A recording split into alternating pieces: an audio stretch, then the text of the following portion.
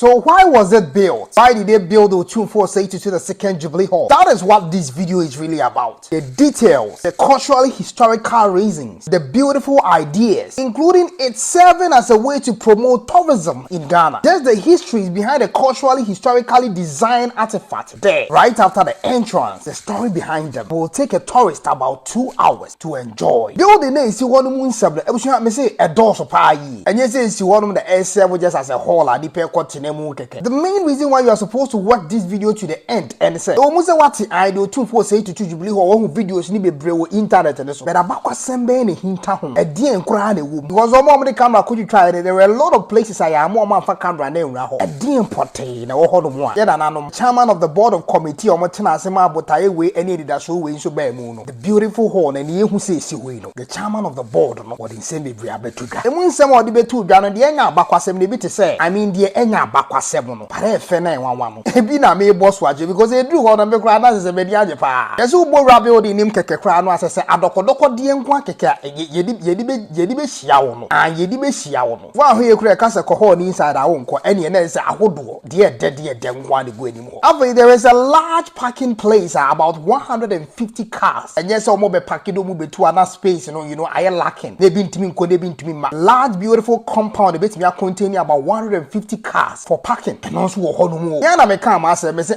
the 3D printing physical design for the sikegwa no. Me na ma to ni 3D. Bo ra ho no wani boss one have ka sikegwa no nesi one have be say wo kotam wo betamatama enye da. A lot of beautiful things about this building, not just the capacity enye no kwa keke. Ebe bo ra this video ni akwa gotie the chairman of the committee and na mo so this beautiful building ye hu ni say si hoyi. Name the most important thing in this content are the details of the building. You wo inside as say wawa utia na wawa. Number of offices within it, you'll blow your mind. Sub halls, any the number of people a bit me are containing within them. Sub halls, so the baby a bit me are cotton and cocktails in your this is a hawk and the number of people bit me are containing. And need ye the whole one is a Muslim party. But I don't and somewhere one chance you could see in the make house. The most important thing. My building needs to me serve as a way to promote tourism in Ghana. The historical artifact to be inside here. One backwards and bit me and take you about 2 hours. So hope baby at all Ghana now could choose a honor. Oh no, Otumfuo Osei TuTu the second Jubilee Hall no. Me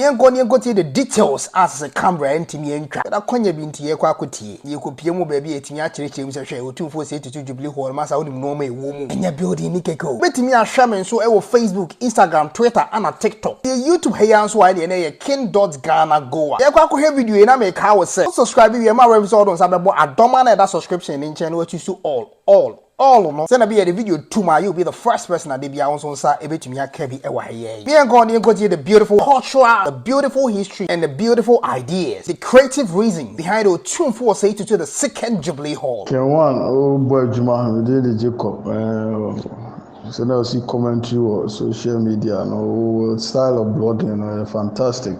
Send you see commentary, news in the bar. Send you see commentary for home. So good. Keep on going. I don't know, say commentary like or you as a presenter, sports presenter that they are. And maybe I will question free a debate. It's all good. Oh yeah, dear. K1 modern. K1 will try pa. I'm for the modern building. Now so ukomwa. Ne adwea ede ye edan no a ete se ye fia ye timu e wa Asante hai ye fi hankra che se usi fie no mu a ukwa ta ho hia na aduho e wo ho na aduho e na asabe asamba enya ye tra na ye ka na wo wura dai mu sesi a botimi akwa ufre obie pono kakra ya bosi patoso potono ufre ofa bogum afa nifa akwanda ha etwachia ntina mfre ne chinhia na afi hankra na sade na nanom unyamunim no tete ukọ obi fie na uduru patomo a na ahina si ho kruwas edaso umusa na to come the wa no no bi sa so no Otumfuo osi we no ode patono so no oye ba bi kakra e de wine ɛne nsuo ɛne whiskey ɛne nɔdɔdeɛ abɛduru hɔ abɛsi hɔ sɛ uduru hɔ na nkɔm de wa umusa koraa na sɛbe ɔfa bi no anom oduru fɔ yɛda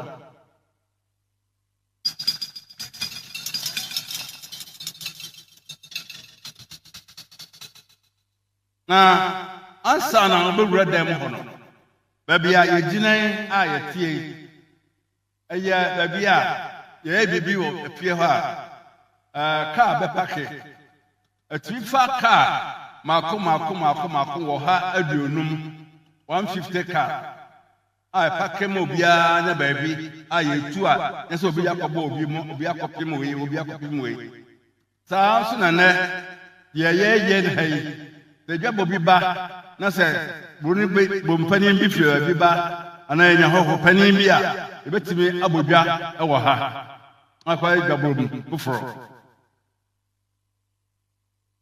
na sɛ wofuru saa pato no so a ade a ɛhwe w'ani soɔ ɛnwanwa ɛm sɛ yɛtwa foto ɛwɔ krataa no mu wohu deɛ di kan a wohu sɛ asikadwa yɛayɛ no sɛ deɛ ɛsi teɛ nanso obi ahwɛ no ka sɛ ɔkɔfa ɛnyɛ noa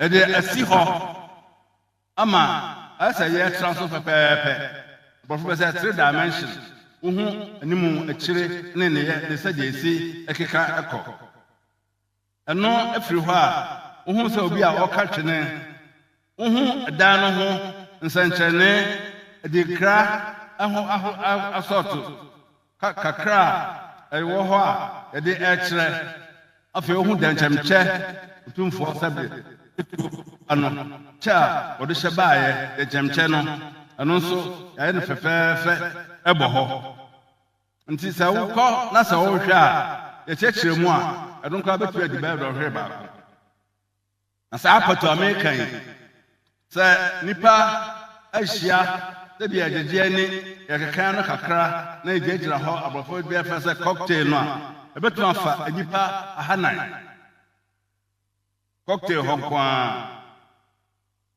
a obiara bɛnya baabi agyina atwa no ho ahyia na wofiri pɔtɔ no so asɛ dɛm kaeɛ no wotumi fa hɔ ɛkɔ ɛsa bɛsi baabi a wogyinaeɛ na hall kɛseɛ no a ɛyɛ sɛ main hall no ɛno deɛ na ɛhyɛ hɔ ɛhyɛ mfimfini na yɛtwie deɛ hall kɛseɛ no a na apɔtɔ no yɛmmɔɔ so nanso Otumfuo deɛ yɛ hall no yɛbɛka ho asɛm sɛsi a ɛne yɛ deɛ no ɛsonko kakra nti ɛnya saa ne kwan a ɛfa so tra no ɛno a na ɔde ahwɛ akakyɛ nkɔpɔn sɛ sɛ na mompɛ sɛ meyɛ me dan wokɔ dan a meyɛ asanteni deɛ sɛbe wontumi nyi mfiri ne mu da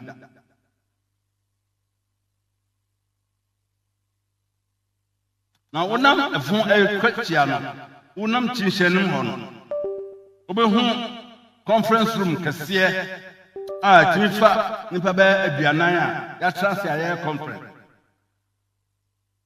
na ɛhɔ nso sɛbe ebi a akyerɛ tufo bɛma kwan a na sɛ wɔmɔkɔyɛ video a ɛnso ɛbɛtumi ahwɛ video ɛwɔ hɔ na yɛka nyinaa nso wote hɔ a na air condition sɛbe ɛtwa gu ɛno firi hɔ a office maako ɛna ɛtwa hall no ho ahyia awokɔ ne tiri paa ɛhɔ yɛ Otumfuo baabi a hɔhɔ ba a ɔbɛhyia wɔn ɛne ɔno nso ne office kama fɛfɛɛfɛ woduru hɔ a na ɔhu sɛ Bakran Palace na ɔba abie nanso yɛnso yɛwɔ hɔ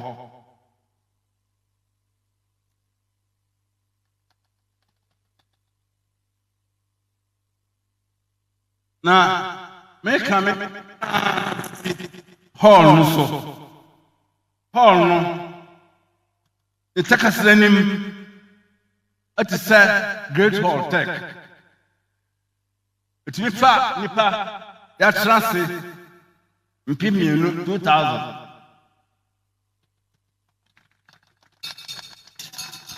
a obiara na baabi atena ama ne ho atono yesi akyekere so yesi teach matter bia se obia nya baby atena fefe na honso ewo central air condition na sade nipa kasa na me kasa kra bia wote se bibi wachire on pasa be basa nti abrofo bibi acoustics o kasa kasa no enko ansa ema wotena french ma kope nti no so acoustic design am say tumfo kan tere na am say be say enko property na be nti ni nyina ade egua hall no say ebetimi ede aye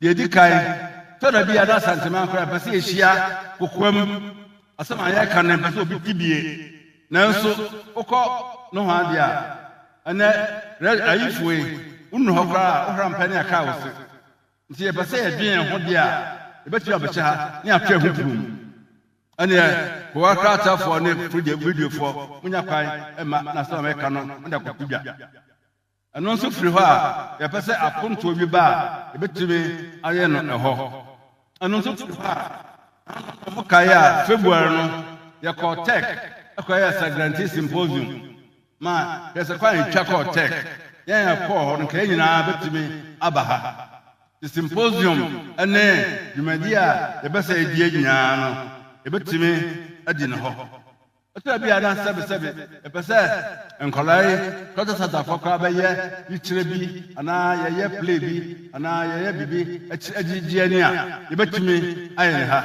yesa e ko tent abonten ti ota na sebe mchishie bi aba na sebe onipa wote ho a eda sabo a Yankopon de odima wono tora bia se nso yi ho aye na sebe a woda ho okwa wiwa egosesi ho eno de dodo a ho no e ka se kan a edoso men na no me kan no men kan kan be se adusia be bia betumi akoda ho sebe opose ogunsu a na opose ori bibia betumi akoye no ho be adusia e ma de be aduasa mema be aduasa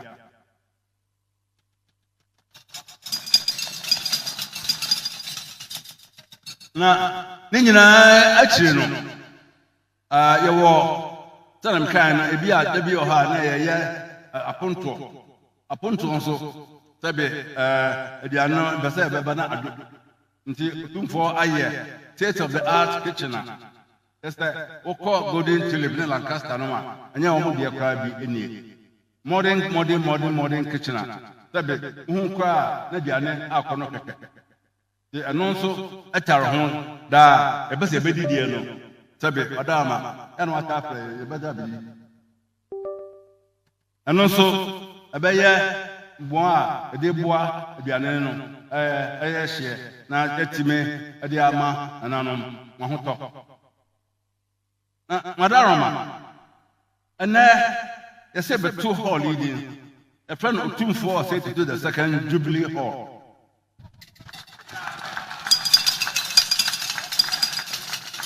Mama men ntrem intra edi no bai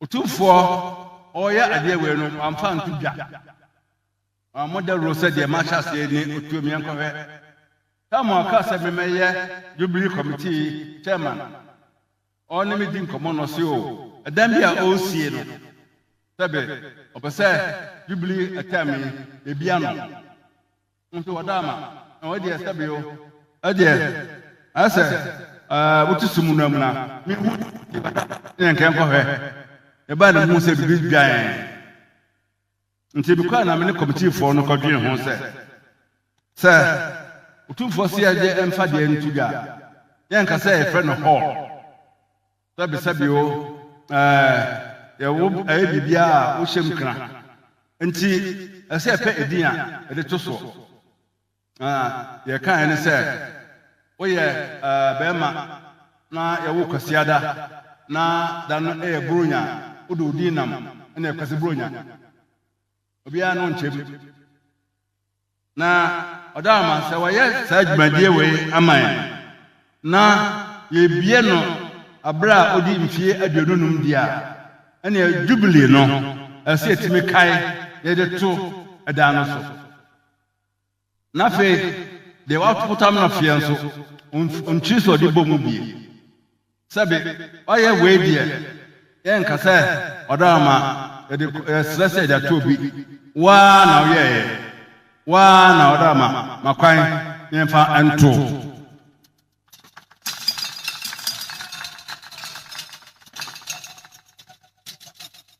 na se ye de toa na Jubilee ye die no anya bibi e de asisu dua de ahyem kra se mfie de onunum edi ye no ade a ye eni sabe ntuma ye fra ye nei mfie dubre no na nyina bi a mfra bio ana bi atete ana se fashion kwa atwam na nso dan we si we die mfinsa so kopem mfinsa be hoda bia na nchima no so ba no hu se Otumfuo Osei TuTu otaso mienu no oba odi mfia de onunum no dwumadi a odi ye no ne sentre ne enie abrofo be say a lasting memento ti udin odama we de makwan emfa odin entoso enna kan ya odama operation man odama is that the operation man anti ya ba tudia na edin no agina ho ma Otumfuo ono ane modin a wabọ de ye adwuman afa ye kai se ye no abra odi mfie aduonunum na sabio se tete ho no ye ada ye twadura ye abra na nanom enya kwan de kire ne ma ye de aboa oman no akire ye nso de aye eka oman no ama oman no nso anya ekai eko na oy de we dia sabe entime etra esumu emuna nti odama edie no ye aka nti efe no Otumfuo Osei TuTu the second Jubilee Hall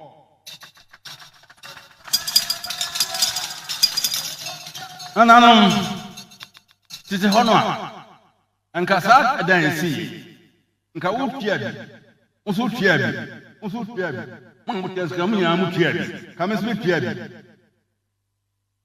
keto kabranto obi a ko ni krom akodi skaba de dia bofoto ska na nso a asa twa bi aka ho se monko na mo san kwaji bi emra emesoso Otumfuo sabe ompe ebre